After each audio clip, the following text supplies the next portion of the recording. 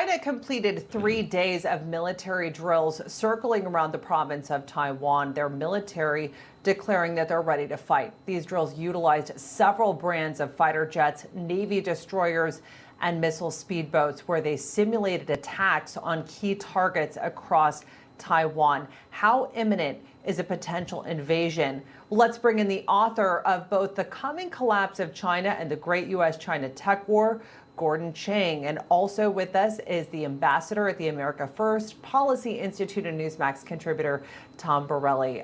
Gordon, Tom, appreciate you both being here. Gordon, how are you reading these movements from Beijing right now?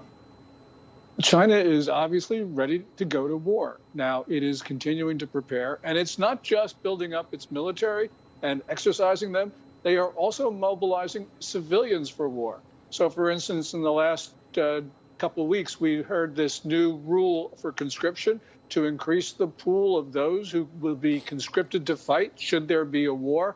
On the 1st of March, there was the new reserve military service law and the creation of all of these national defense mobilization officers. So clearly, China is now getting itself in a position to go to war, which means I can't say that they'll go to war tomorrow, but the point is they are ready and we are not.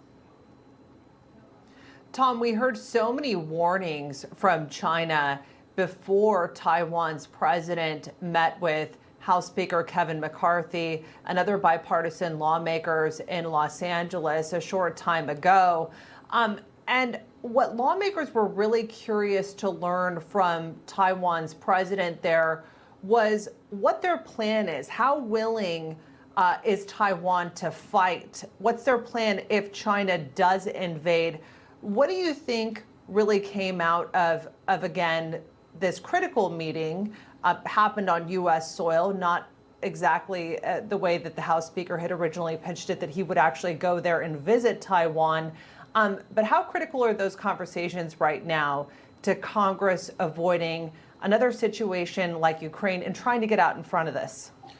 Well, I think Speaker McCarthy did a great job by meeting with the head of Taiwan, because we know President Biden isn't. So someone in Washington, D.C. has to show leadership. Someone has to take a stand that we can talk to anybody in the world that we want to, regardless of what Russia or China or any other country has in their mind. But no doubt this is very concerning, but we're seeing some leadership from Washington.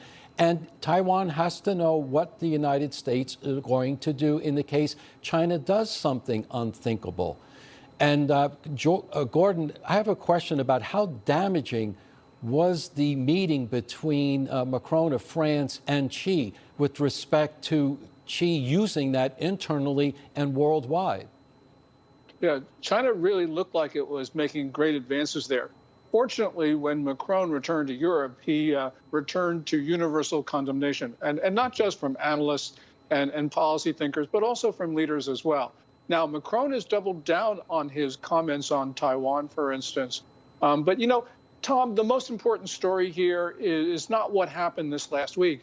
The really important story is that Europe is starting to repudiate Joe Biden.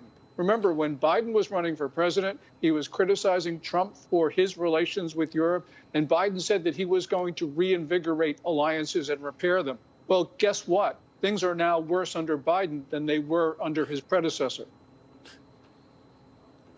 And I want to touch on this for a moment, because in terms of military preparedness for this, South Carolina Senator Lindsey Graham says he would support troops on the ground in Taiwan. He says, quote, strategic ambiguity is not working, and that is in our national security interest to do so. I know Congressman Mike McCall was just recently visiting Taiwan. He's very much been an advocate for speeding up, again, those weapons deliveries to Taiwan. How ready do you think the United States is to assist Taiwan in this effort, Gordon? We are not nearly as ready as we should be, and that is clear. China, for instance, has some weapons that can keep our large carriers away from the scene of action. China is also probably going to do very well in space, taking down our satellites. China could be spreading diseases a month or so before it decides to go to war. So really, this is a situation where China is much better prepared than we are. And it's our fault because we had a much stronger military than China's, and we allowed China to get ahead of us. Gordon, one quick final question of about 30 seconds to go. What's going on internally in China? Is Xi facing any kind of unrest? And is he doing this encroachment and saber rattling because things are going not well there? Yeah, I think that that's exactly the right explanation. Their protests, they were extraordinary starting from end of October. We're now seeing them across China because municipalities can't pay their obligations. There's civil service salaries and the rest of it. So I think that Xi Jinping does have an incentive to go to war to distract the Chinese people from the problems he created at home.